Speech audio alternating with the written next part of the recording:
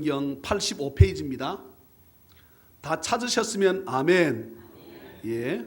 자, 15, 16절 짧습니다. 두 절을 연거푸 읽습니다. 15, 16절 읽고 다시 한번 15, 16절 넉 절 읽는다 생각하시고요. 저는 같이 읽습니다. 시작. 또 이르시되 너희는 온 천하에 다니며 만민에게 복음을 전파하라. 믿고 세례를 받는 사람은 구원을 얻을 것이요 믿지 않는 사람은 정죄를 받으리라. 아멘. 15절 다시요. 15, 16절 시작. 또 이르시되 너희는 온 천하에 다니며 만민에게 복음을 전파하라. 믿고 세례를 받는 사람은 구원을 얻을 것이요 믿지 않는 사람은 정죄를 받으리라. 아멘. 우리 특송 읽겠습니다.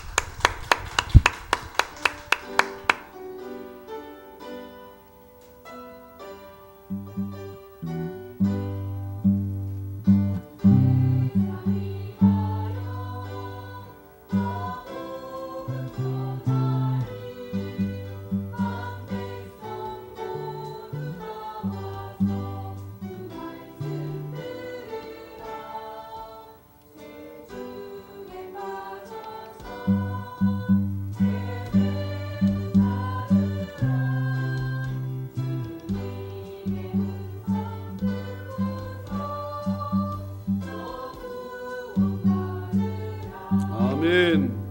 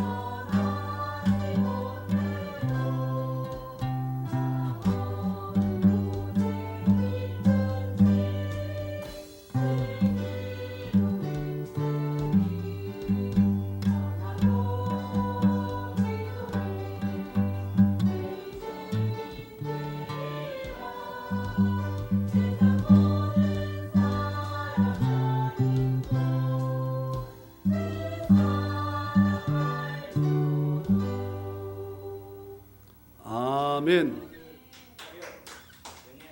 감사합니다. 감사합니다.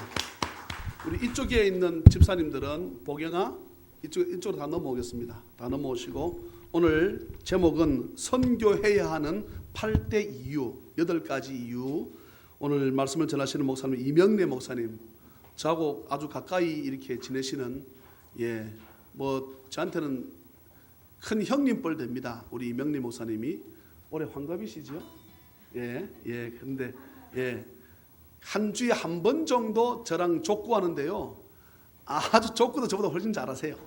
얼마나 날렵한지 오늘 말씀을 통해서 크신 은혜가 되기를 주의 이름으로 축복합니다. 아멘.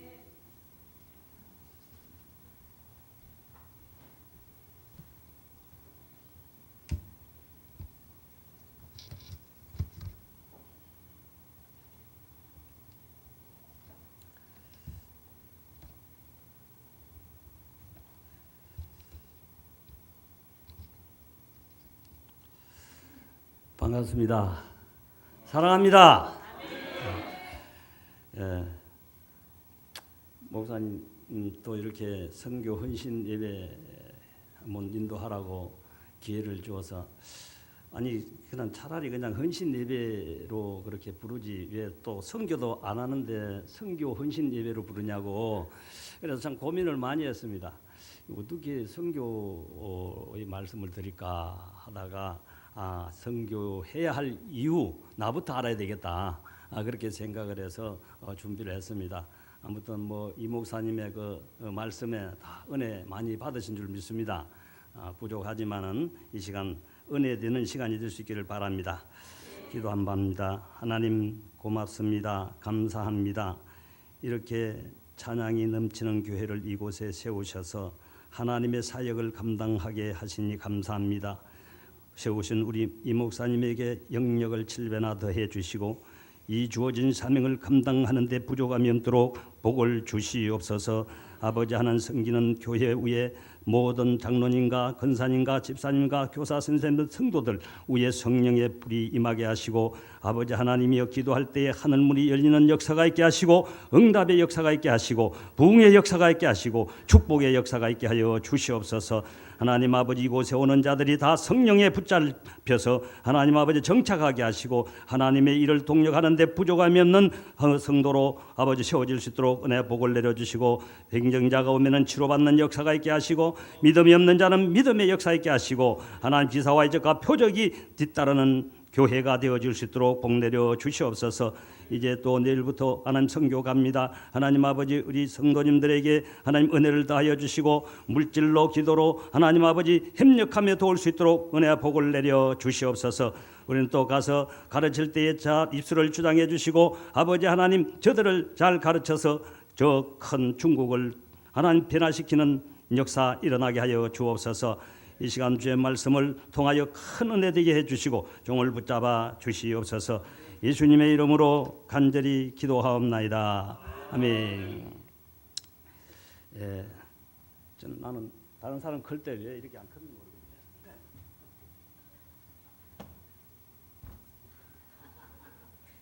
이제도 이제 조금 낫네.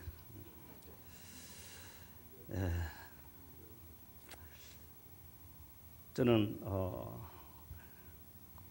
이 5대양 6대들을 돌아다니면서 상선을 탄 기관사 출신입니다. 그래서 외국에 이제 나가는 것을 참 싫어해요. 싫어하는데 방금 이 목사님하고도 대화를 했지만은 내가 보내고 협력하는 선교는 해도 내가 직접 외국에 나가서 복음을 전하는 그런 마음이 안 생긴다. 그래서 이제 그런 마음을 묻고 있는데 자꾸 이렇게 중국 선교에 대해서 자꾸 이야기를 해줘요. 같이 협력해서 하자고. 그래서 마음이 이제 형편도 그렇습니다. 형편도 아니 그거 가려면 돈도 많이 들 건데 걱정이 돼요. 그러지 말고 믿음을 가지라고 나한테 격려를 하면서 하나님 다 채워준다는 거예요. 복을 준다는 거예요. 그래서 그러면 예 가겠습니다 하고 성도들에게 광고를 하고 주보에 광고를 냈습니다. 이게 이제 조금 처음에는 뭐 하더니 이제 뭐 치약도 가져오고 비누도 가져오고 이제 뭐 수건도 가져오고 이제 경비를 주는데 아주 모자람이 없이 넉넉하게 이렇게 채워주는 것을 경험하게 됐습니다. 우리 이 목사님 말씀대로 되었어요. 이제 아무튼 이제 계속 연결해서 협력해서 하자고 이렇게 말씀을 하는데 우리 성도님들께서 계속 할 수 있도록 기도로 정말 밀어줄 수 있기를 주의 이름으로 축원합니다. 자, 이 시간 선교해야 할 이유라는 제목으로 말씀을 상고하면서 함께 은혜를 나누고자 합니다. 말씀을 전하기 전에 먼저 이 말씀을 드리기 전에 선교가 무엇인가부터 말씀을 드리고자 합니다. 간략하게 말하면 선교는 타 문화권의 전도를 가리킵니다. 타 문화권. 더 자세히 말하면은 선교란 그리스도께서 이루신 대속의 은혜를 알지 못하여 아직까지도 그를 주와 구주로 인정하지 않는 그런 모든 족속들에게 예수 그리스도를 믿어 순종케 하려고 문화적인 경계를 넘어가서 택하신 자들을 하나님의 나라로 불러들이는 이 활동을 바로 선교라고 합니다. 이전에는 제가 이렇게 구체적으로 잘 몰랐어요. 이 말씀을 준비하다가 보니까 그러면 선교가 뭔가 나부터 알아야 될 것 아니냐. 그래서 이렇게 선교가 이런 것이구나라고 하는 것을 정리를 하게 되었습니다. 자, 그런데 글자의 뜻으로 보면은 선교사라는 말과 사도라는 말이 같습니다. 이 사도라는 헬라어가 아포스톨로스인데 보냄받은 자라고 하는 뜻이죠. 그런데 선교의 라틴어 의미는 보내다, 파견하다라고 하는 단어를 언어로 하고 있고, 영어로도 선교, 즉 미션이라고 하는데 특별한 업무를 부여받고 파송되는 것을 말합니다. 그것이 바로 선교라는 거죠. 그런데 성경을 보면은 사도는 예수님의 12제자뿐만 아니라 특히 선교사들에게 많이 불러지고 있습니다. 그래서 신약 성경에 사도라고 불리는 사람만 해서도 약 23명 정도 됩니다. 실제로 사도들의 사역과 선교사들의 사역은 비슷합니다. 사도가 복음의 불모지에 교회의 초석을 놓듯이 선교사가 바로 그런 일을 하고 있기 때문에 그렇습니다. 아주 중요합니다. 그러므로 선교사는 누가 나를 사도라고 인정하든 안 하든 사도적인 사역을 감당하고 있다는 자부심을 가지고 임해야 된다는 거죠.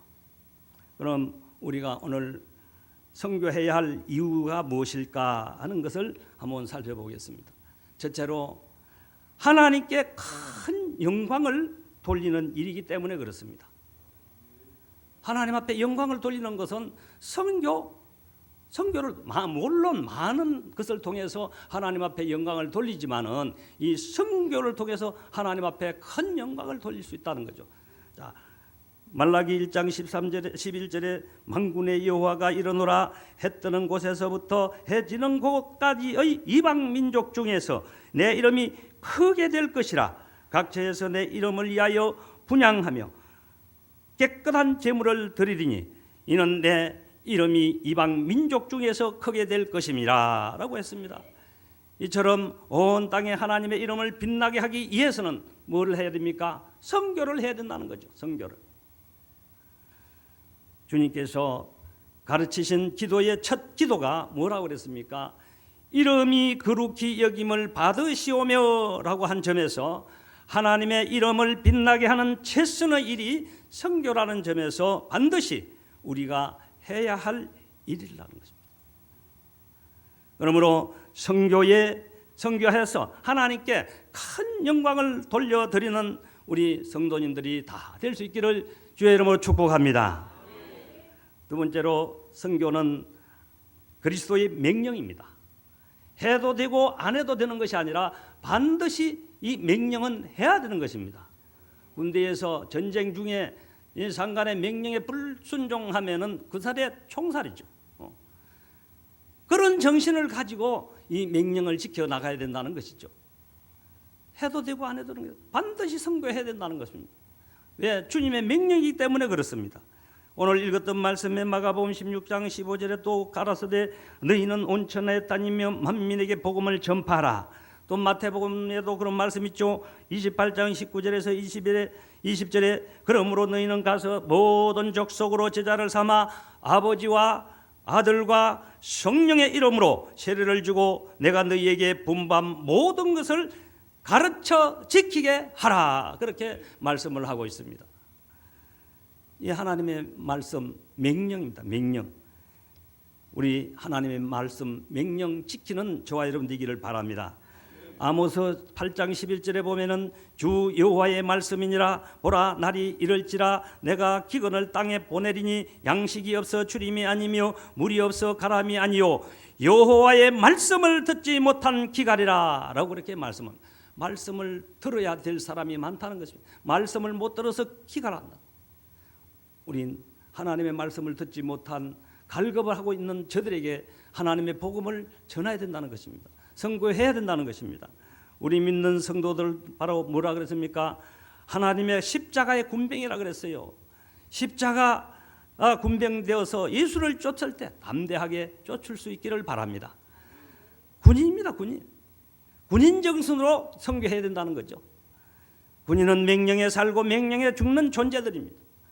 주님의 명령에 복종하는 것밖에는 다른 의견이 있을 수가 없다는 거죠. 그러므로 주의 명령에 순종하는 헌신이 있기를 주의 이름으로 축복합니다.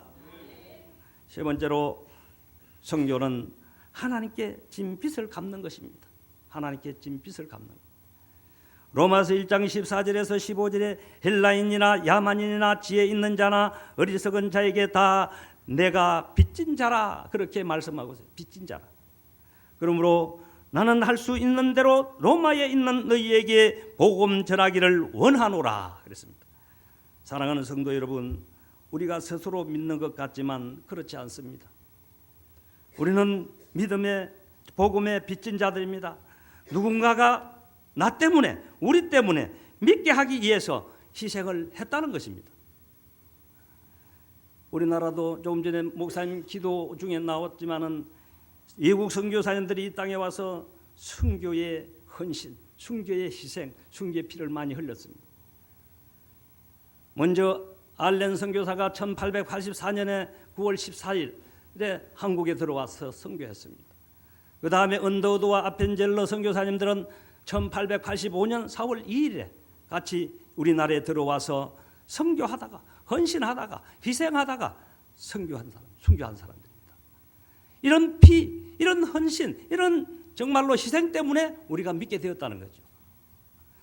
특히 영국 토마스 목사님 같은 경우에는 1866년 9월 3일 우리나라에 선교를 하려고 미국의 상선 서마나호를 타고 대동강을 거슬러 올라가다가 그만 조선의 강군들에 의해서 배가 불타고 말았습니다.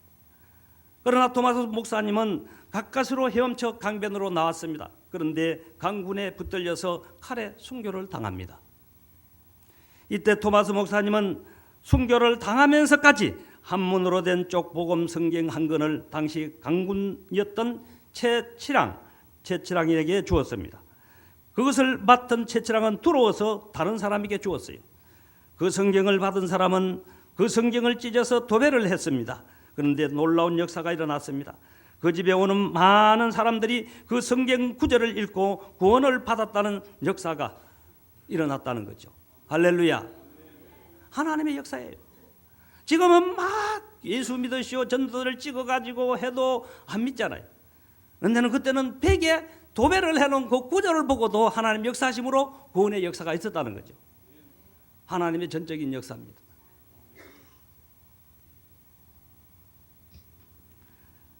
우리를 믿게 하기 위해서 얼마나 많은 선교사님들이 와서 복음을 전하다가 수고하고 핍박당하고 희생을 했는지 모르는 피 흘렸습니다. 사람이 빚지고는 살 수가 없습니다. 우리는 이 빚을 갚아야 합니다. 그것이 바로 선교할 이유입니다. 우리 모두 선교의 빚을 갚는 일에 헌신할 수 있는 저와 여러분이 될 수 있기를 주의 이름으로 축복합니다. 네 번째로 선교는 생명을 구하는 가장 가치 있는 일입니다. 죽은 생명을 살리는 가치 있는 일이 바로 선교라는 거죠. 마가복음 8장 36절에서 37절에 사람이 만일 온 천하를 얻고도 제 목숨을 잃으면 무엇이 유익하리요? 사람이 무엇을 주고 제 목숨을 바꾸겠느냐? 자기 생명이 귀한 것처럼 남의 영혼도 그만큼 귀하다는 겁니다. 한 번 가면 다시 올 수 없는 절망으로 떨어지는데 그 영혼을 구하는 일만큼 귀한 일이 어디에 있겠습니까? 어느 목사님이 지옥 체험을 간증하는데 온 세상 죄인들이 지옥의 자력선에 의해서 끌려가는데 어느 누구도 그 힘에 한가할 수 없는 강력한 힘이더랍니다. 마치 진공청소기에 먼지가 빨려 들어가는 것처럼 죄가 조금이라도 있으면 빨려 들어가는 것을 경험했다는 거예요. 근데 자기도 이게 지옥으로 빨려 들어가는데 주님이 지혜를 주시더랍니다. 보혜를 믿어라. 그래서 주님의 보혜를 믿습니다. 주님의 보혜를 믿습니다. 라고 그랬더니 그 강력한 지옥의 흡입력이 자기에게 아무 힘도 발휘하지 못하더니 천국으로 자기를 옮겨 놓더라 합니다. 그래서 복음이 이렇게 위대합니다. 복음은 죄인을 죄가 없게 만드는 능력이 있습니다. 그러므로 사랑하는 성도 여러분, 이 복음을 우리 생명과 물질을 들여서 온 세상에 전하시는 헌신이 있기를 주의 이름으로 축복합니다. 다섯 번째로, 전하지 않으면 하가 있기 때문이라는 거죠. 전하지 않으면 하가 있다. 고린도전서 9장 16절에 내가 복음을 전할지라도 자랑할 것이 없으면 내가 부득불할 일임이라. 만일 복음을 전하지 아니하면 내게 하가 있을 것이미로다. 그래서 복음을 전하지 아니하면 하가 있다는 거죠. 다시 말해서 선교하지 아니하면 내게 하가 있을 정도로 그렇게 안타까운 심정을 가지고 선교를 해야 된다는 것입니다. 정말 두려운 말씀이죠. 전도, 복음 전도, 즉 선교 무시하다가 속된 말로 큰 코 다친다는 말이죠. 큰 코.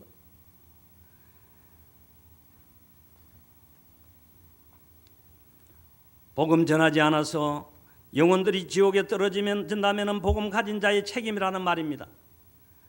전하지 않으면 그 사람의 핏값을 찾겠다고 하셨습니다. 전해도 믿지 않으면 그 내 책임이 아니고 그 사람 책임이지만 전하지 않아서 멸망당하면 그것은 100% 저와 여러분의 책임이라고 성경이 말씀을 하고 있습니다. 그러므로 정말로 안타까운 심정으로, 불쌍히 여기는 심정으로, 긍휼히 여기는 심정으로, 사랑하는 마음으로 주의 복음을 전하는, 선교하는 이 일에 최선을 다하는 헌신이 있기를 주의 이름으로 축원합니다. 여섯 번째로, 선교하는 교회는 복을 받아 부흥하기 때문에 그렇습니다. 복을 받으려면 선교해야 되고 부흥하려면 선교해야 된다는 거죠. 전도 안 하는데 부흥이 되겠습니까? 아무리 세상이 각박하고 하더라도 우리는 전하기만 하면 되는 겁니다. 하나님께서 그 영혼을 살리고 죽이고는 하나님 손에 달린 것이고 우리는 전하라고 했기 때문에 가서 전할 뿐이에요. 전할 뿐이에요. 그 사람을 생명을 좌지우지할 능력 없습니다. 너는 천하 만민에 다니면서 복음을 전해라. 전하기만 하면 되는 거예요. 누가복음 6장 38절에 주라 그리하면 너희에게 줄 것이니 곧 후이되어 누르고 흔들어 넘치도록 하여 너희에게 안겨주리라. 너희의 헤아리는 그 헤아림으로 너희도 헤아림을 도로 받을 것입니다. 자, 이처럼 주는 교회가 부흥이 된다는 거죠. 주는 교회나 가정이나 개인이나 나라가 복을 받는다는 거죠. 부흥된다는 것입니다. 그래서 교회 설립 이념이 참 좋아야 됩니다. 주는 교회가 되어야 된다는 거죠. 받는 교회는 항상 거기서 거기지만은 주는 교회는 날로 부흥합니다. 주는 교회는 잘 주어야 돼요. 주는 것도 잘 줘야 됩니다. 왜냐? 자기를 나타내기 위해서 주면 안 돼요. 자기를 나타내서 주의 영광을 위해서 줘야 됩니다. 심어야 됩니다. 베풀어야 된다 그 말이죠. 주는 교회는 하나님께서 좋은 일을 많이 주십니다. 또 이런 사람 저런 사람들을 붙여주셔서 하나님의 일을 동력하게 만든다는 것을 믿을 수 있기를 바랍니다. 신앙도 나만 잘 믿겠다고 하면 잘하지를 않아요. 교회도 마찬가지입니다. 전주의 어느 교회는 개척 초기부터 60%를 다 선교하는데 계획을 세우고 선교를 했답니다.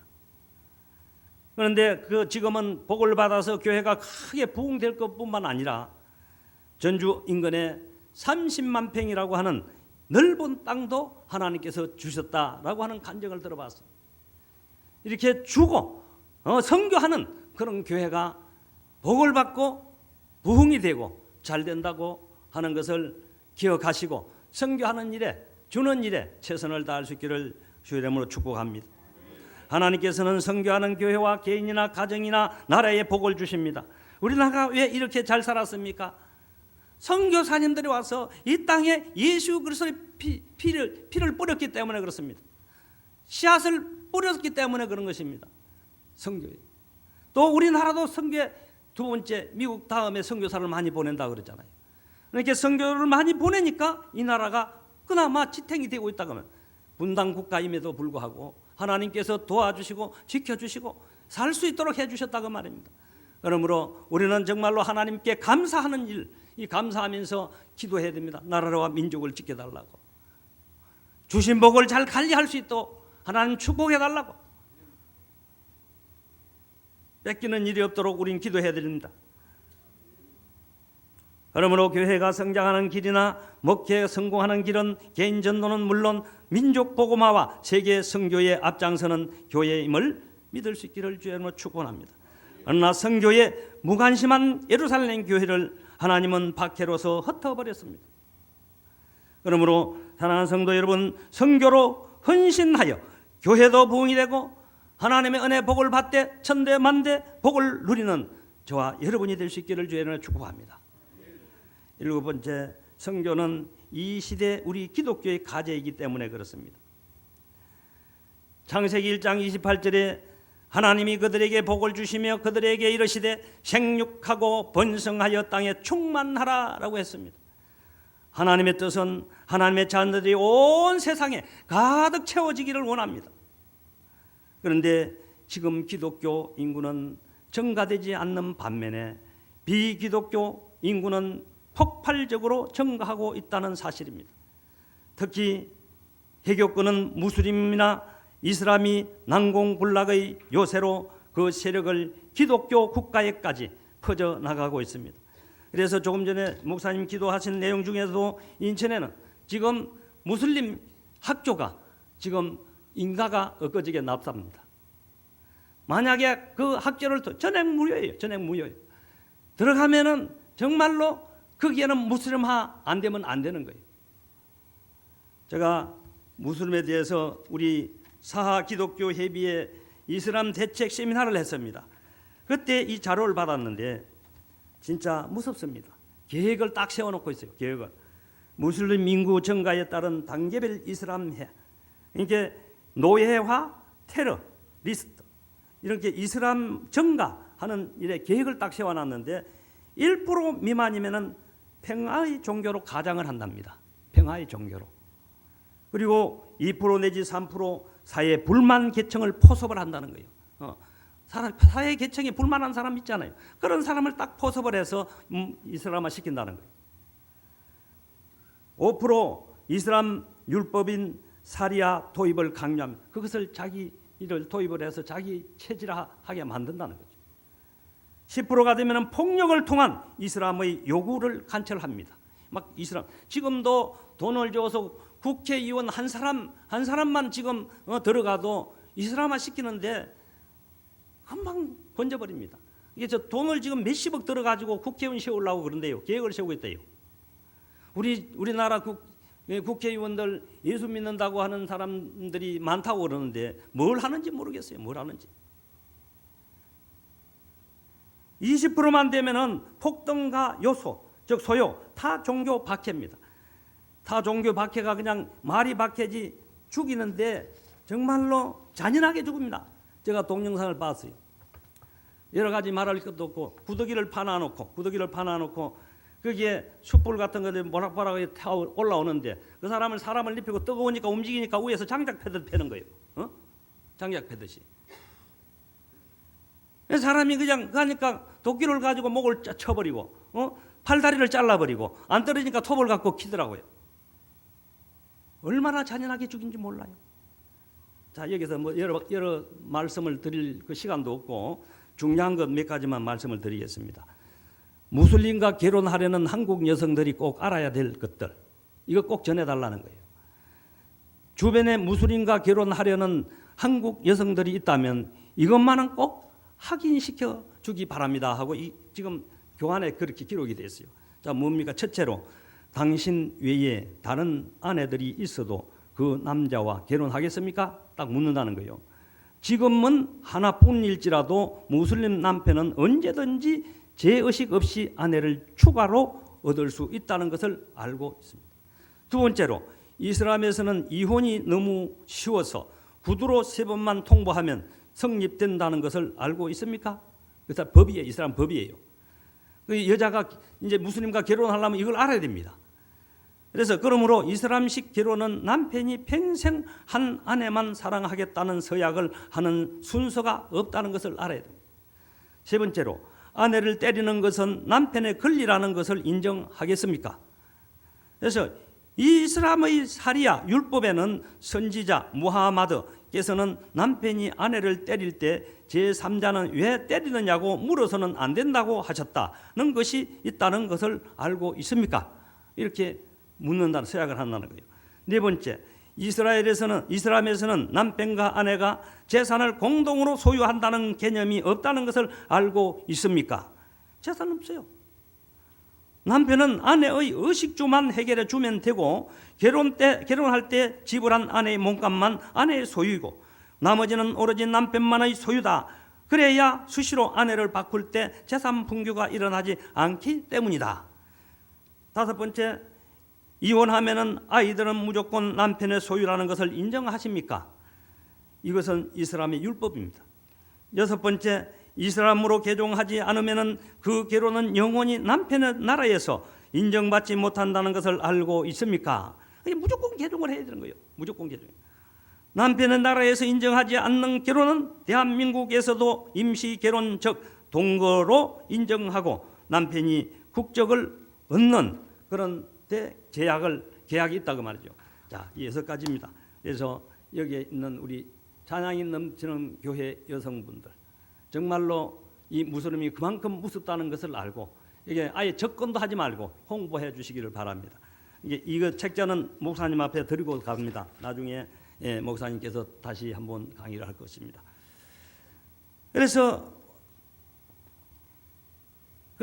이 무슬림 학교가 인가가 나서 이제 전에 공짜지요. 전에 공짜로 들어가면은 그 다 무슬림화 됩니다. 거기에서 나온 학생들은 전부 무슬림화 돼 가지고 거기에서 지시를 받아 가지고 곳곳에 가서 무슬림화 전도를 하는 거예요. 지금 이 유럽에는 거의 다 무슬림화 넘어갔습니다. 골치 아픕니다, 지금. 그래서 우리 기도를 해야 될 게 뭐냐면 무슬림이 우리나라에 이렇게 성장하지 못하도록 더 가까이 접근하지 못하도록 여성들이 그들과 결혼하지 않도록 기도해야 될 줄 믿습니다. 이제 마지막 8번째, 우리를 간절히 부르는 영혼들의 호소 때문입니다. 바울은 그 소리를 들었습니다. 사도행전 16장 9절에 10절에 밤에 한 상이 바울에게 보이니 마게도냐 사람 하나가 서서 그에게 청하여 가로되 마게도냐로 건너와서 우리를 도우라 하거늘 바울이 이 안상을 본 후에 우리가 곧 마게도냐로 떠나기를 힘쓰니 이는 하나님이 저 사람들에게 복음을 전하라고 우리를 부르신 줄로 인정함이라. 이처럼 죽어가는 수많은 영혼들의 호소 소리가 들려온다는 거죠. 지금 북한에서도 정말로 수많은 영혼들이 우리를 부르고 있다는 것입니다. 우리가 중국에도 지금 이 정말 영혼들이 우리를 부르고 있기 때문에 가는 것이죠. 이 세상에는 복음 들어본 적이 없는 미전도 종족이 6,417개나 된다고 그럽니다. 6,417개. 그 수요는 세계 13억의 인구 중에 25억 8,400만 명이라고 합니다. 그 가운데 이슬람교권에서 2,658개, 힌두교권에 2,157개, 불교권에 423개, 기타 1,179개가 그 종족들이 아직까지 복음을 듣지 못하고 있답니다. 그들에게 복음을 전하라고 주님이 우리에게 이 말씀을 주시는 것입니다. 이 미전도 전 종족에서 일하는 선교사는 전체의 약 26%입니다. 아직은 너무 미약하다고 하는 거죠. 미흡하다는 거죠. 이들의 살려달라는 부르짖는 소리 때문에 선교를 해야 하는 것입니다. 결론입니다. 사랑하는 성도 여러분, 선교는 하나님께 크게 영광을 돌리는 것입니다. 선교는 하나님께 크게 영광을 돌리는 것이다 그 말입니다. 두 번째로 그리스도의 명령이기 때문에 선교를 해야 된다는 거죠. 명령이기 때문에 천하보다 귀한 생명을 구하는 일이며 전하지 않으면 하가 있고 순종할 때 부흥이 되고 복을 받아 누릴 수가 있다는 겁니다. 선교는 이 시대의 과제이며 우리를 부르는 영혼들의 호소가 있는 일입니다. 나만 살려고 하면 나도 못 살고 남도 살지 못합니다. 그러나 남을 살리려고 하면 나도 살고 남도 살리는 것입니다. 우리 모두 자신을 위해서라도 선교 사역에 기도와 물질로서 협력하며 최선을 다하여 헌신할 수 있는 저와 여러분이 될 수 있기를 주의 이름으로 축복하면서 말씀을 맺습니다. 하나님 아버지, 은혜와 사랑 감사합니다. 오늘 선교해야 하는 8대 이유에 대해서 살펴보았습니다. 그것은 하나님께 영광 돌리는 일이요, 하나님의 명령이요, 빚 갚는 일이요, 생명을 구원하는 일이요, 하가 있기 때문이요, 또한 시대의 과제요, 영혼들의 호소라고 했습니다. 이 하나님 앞 이유에 대해서 말씀했사오니 이 말씀 우리 마음속에 잘 새겨서 순종함으로 하나님께 영광이 되고 우리는 하나님의 은혜 복을 누리는 삶이 되게 축복해 주시옵소서. 예수님의 이름으로 기도하옵나이다. 아멘.